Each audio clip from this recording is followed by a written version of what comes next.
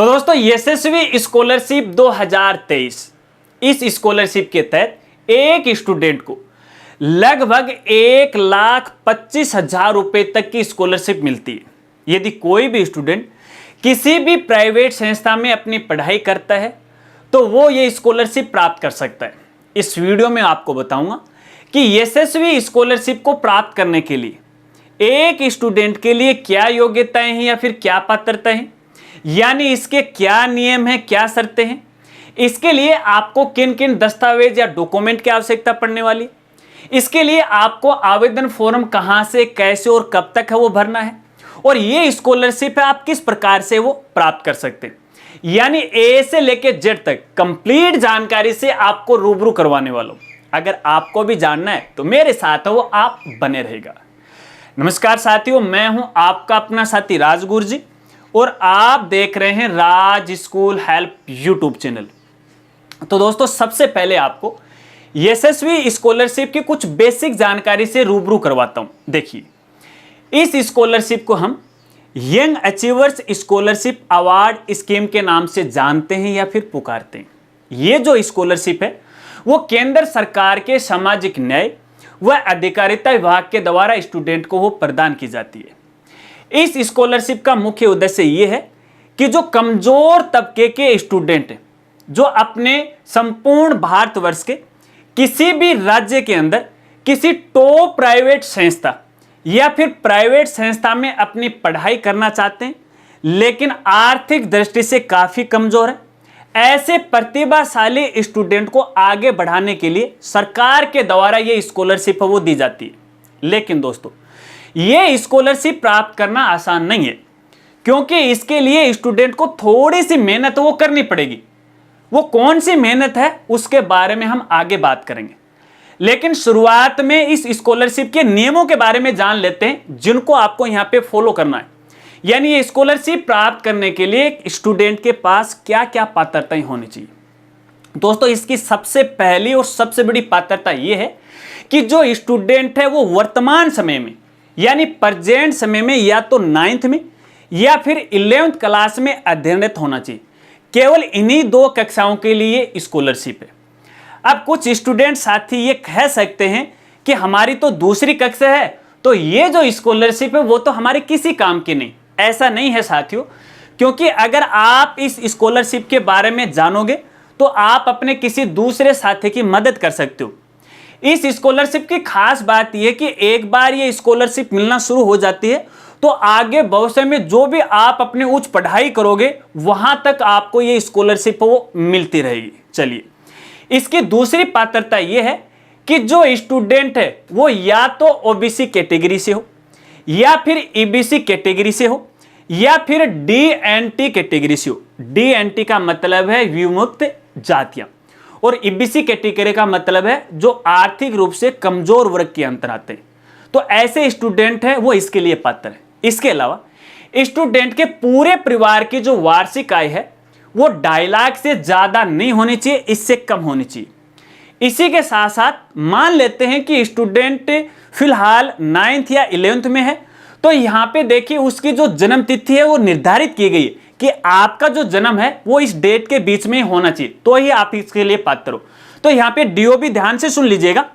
देखिए 9th के लिए ये डीओबी रखी गई है 1 अप्रैल 2007 से लेके 31 मार्च 2011 तक, और 11th के लिए ये डीओबी रखी गई है 1 अप्रैल 2005 से लेके 31 मार्च 2009 तक।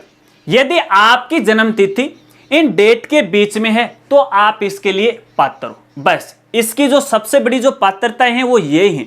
अगर ये हैं तो आप इसके लिए आवेदन वो कर सकते हैं। चलिए, अब मैं आपको दस्तावेज के बारे में बताता हूं कि इसके लिए आपको कौन कौन से डॉक्यूमेंट की आवश्यकता पड़ने वाली। दोस्तों जिस समय आप आवेदन फॉर्म भरोगे ना तो उस समय है देखिए आपको कुछ डॉक्यूमेंट है वो ऑनलाइन अपलोड करने पड़ेंगे, और इसके बाद यदि इस स्कॉलरशिप के अंदर आपका सिलेक्शन हो जाता है तो उस समय भी आपको दस्तावेज वो देने पड़ेंगे। कौन कौन से दस्तावेज है?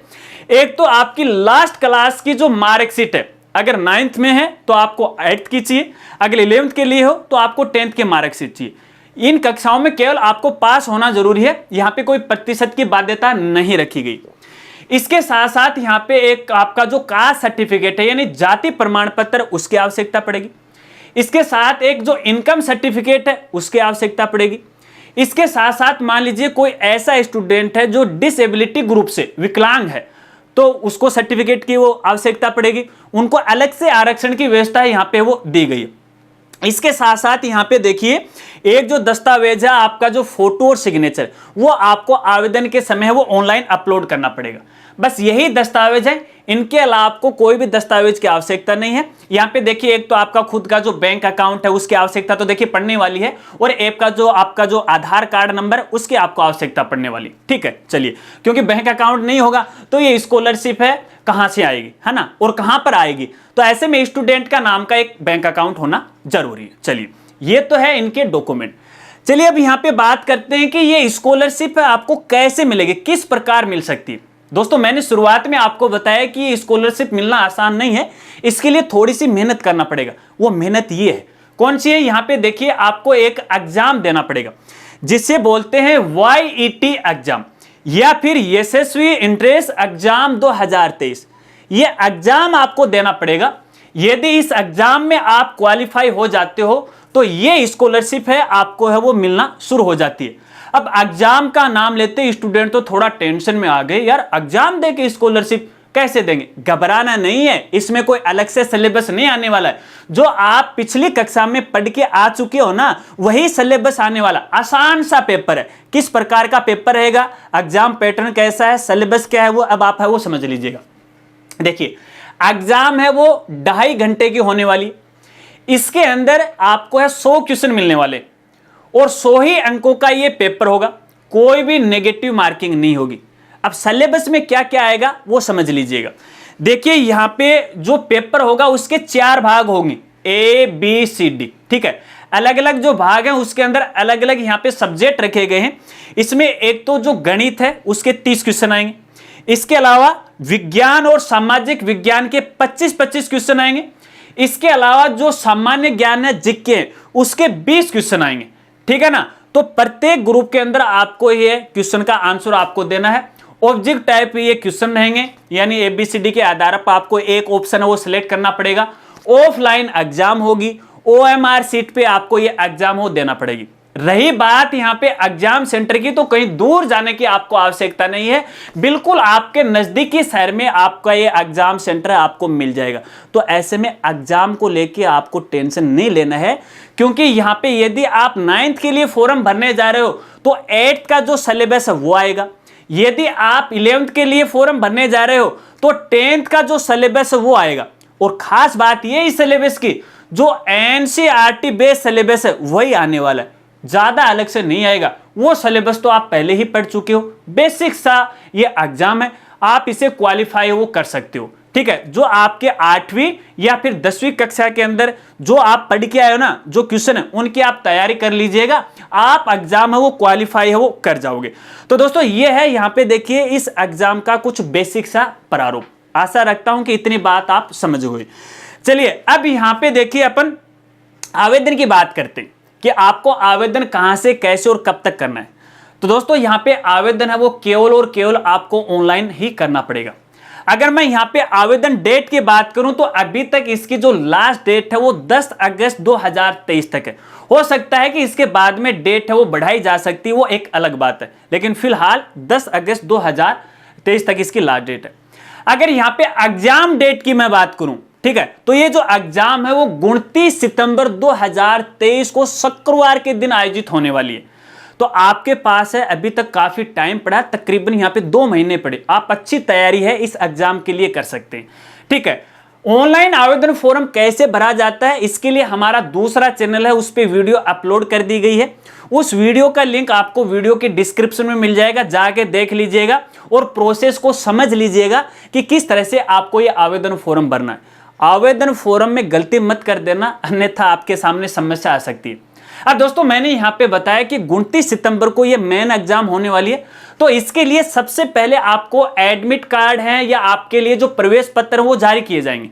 तो जब आप ऑनलाइन आवेदन फॉर्म भरोगे तो यहाँ पे आपको एक एप्लीकेशन ID नंबर है वो प्राप्त होगा। उसकी मदद से आप अपना एडमिट कार्ड है वो डाउनलोड है वो कर सकते हैं।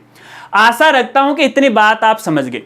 अब आपको ये स्कॉलरशिप है वो कितने मिलने वाली, तो दोस्तों यहां पे मान लीजिए आप ये एग्जाम देते हो और एग्जाम देने के बाद आप क्वालिफाई कर जाते हो। यहां पे देखिए मिनिमम जो पास मार्किंग रखी गई है वो 33% रखी गई है, ठीक है। लेकिन उसके बाद भी आपको पता है कि बहुत सारे स्टूडेंट है ये एग्जाम देने वाले, तो यहां पे देखिए एक मेरिट निकाली जाएगी। अलग अलग जो स्टेट हैं, स्टेट वाइज इसकी मेरिट निकाली जाएगी। यदि उस मेरिट लिस्ट के अंदर आपका नाम आ जाता है तो आपको ये स्कॉलरशिप है वाकई में है तकरीबन 99% आपको मिलना है वो शुरू हो जाएगी।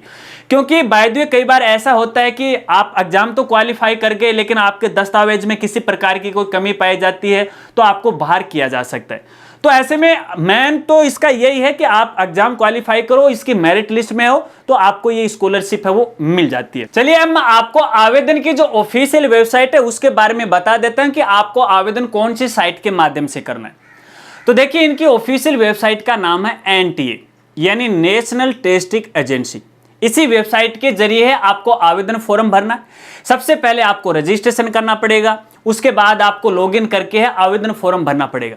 और इस आवेदन की खास बात यह कि यहां पे देखिए किसी प्रकार की कोई आवेदन शुल्क है वो नहीं रखी गई है, यानी ये जो फॉर्म है वो बिल्कुल फ्री ऑफ कॉस्ट है। और इसके अलावा इस योजना के बारे में आपको और अधिक जानकारी लेनी है तो हमारी वेबसाइट पे आप विजिट कर सकते हो। हमारी वेबसाइट का नाम है www.rajgurji.com।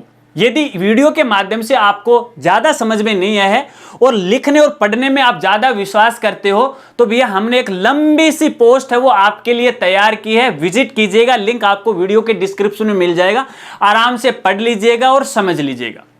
इसके अलावा इस स्कॉलरशिप को लेके यदि आपके और भी कोई सवाल हैं तो आप वीडियो के नीचे कमेंट कर सकते हैं, मैं आपकी पूरी हेल्प करने की कोशिश करूंगा। अगर वीडियो जानकारी आपको अच्छी लगी हो तो वीडियो को लाइक कर देना और अपने दोस्तों के साथ वो शेयर कर देना।